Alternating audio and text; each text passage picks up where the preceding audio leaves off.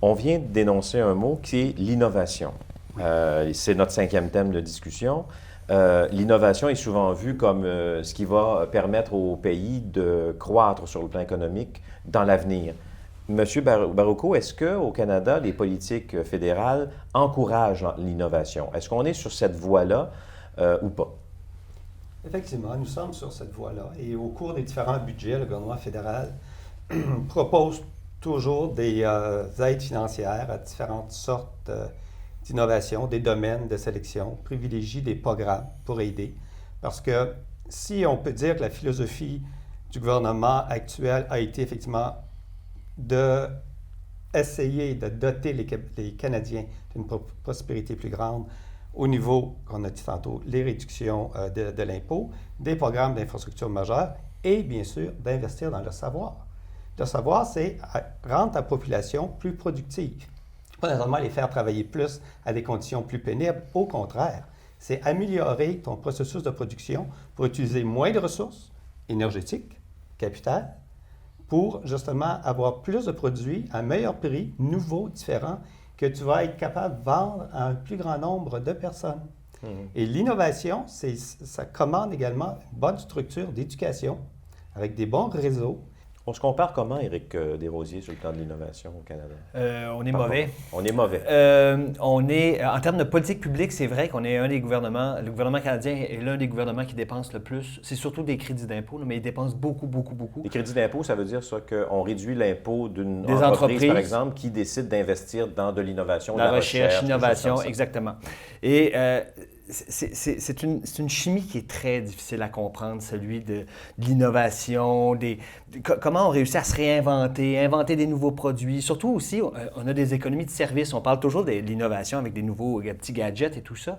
Mais nos économies, en fait, c'est surtout des services qu'on se rend, c'est des avocats, des ingénieurs, du commerce au détail, toutes sortes de trucs.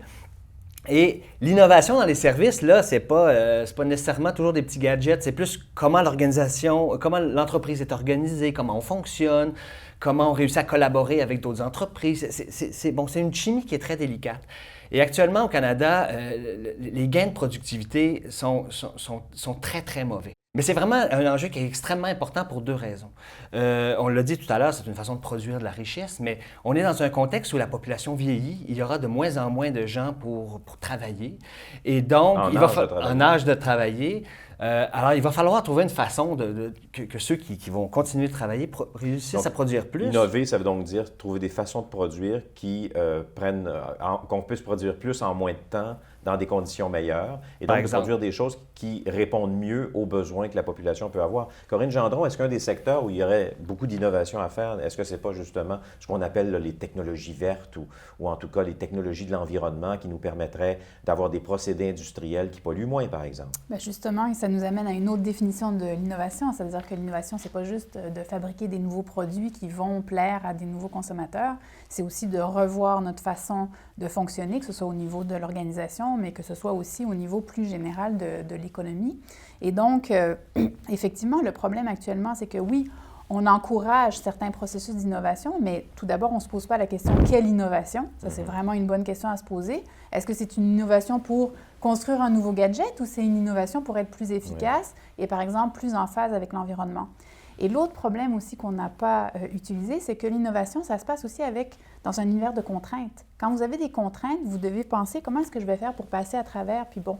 Et le gouvernement, en retirant beaucoup de contraintes, notamment les contraintes environnementales, n'a pas favorisé, n'a pas stimulé l'innovation en matière d'efficience environnementale. Et là-dessus, on est en train de prendre un retard considérable par rapport aux pays européens, mais aussi par rapport à la Chine. On parle toujours de la Chine comme un grand pollueur, sauf que la Chine est un des pays qui investit le plus dans les technologies environnementales. Et le jour où, comme planète, on va se doter de nouvelles règles pour fonctionner, eh bien, les pays qui auront investi ou qui auront stimulé l'innovation grâce à des contraintes de leurs entreprises privées vont être en bien meilleure position sur le plan de la compétitivité parce qu'ils auront des entreprises qui vont avoir développé des nouveaux procédés, qui vont avoir développé éventuellement des nouveaux produits et des économies qui vont être organisées différemment et ce sera plus efficace sur le plan de l'environnement. En plus, on va devenir dépendant des technologies développées ailleurs. Mais justement, de toute façon, ça commence parce qu'actuellement, par exemple, pour ce qui est des téléphones cellulaires ou des produits où il y a des métaux lourds et des métaux rares, eh bien, on commence à exiger un étiquetage pour savoir d'où provient le métal et si il peut être recyclé. Alors, la Chine est en train de mettre en place ses propres mécanismes de vérification et de certification, ce qui fait que si vous voulez exporter un produit chez eux et que ça ne respecte pas leurs normes à eux, eh bien, vous ne pourrez pas exporter. Alors, on va avoir des problèmes de compétitivité précisément parce que le gouvernement actuellement ne pose pas de contraintes en prétendant qu'en posant pas de contraintes, il est en train de stimuler l'innovation, ce qui est totalement le contraire.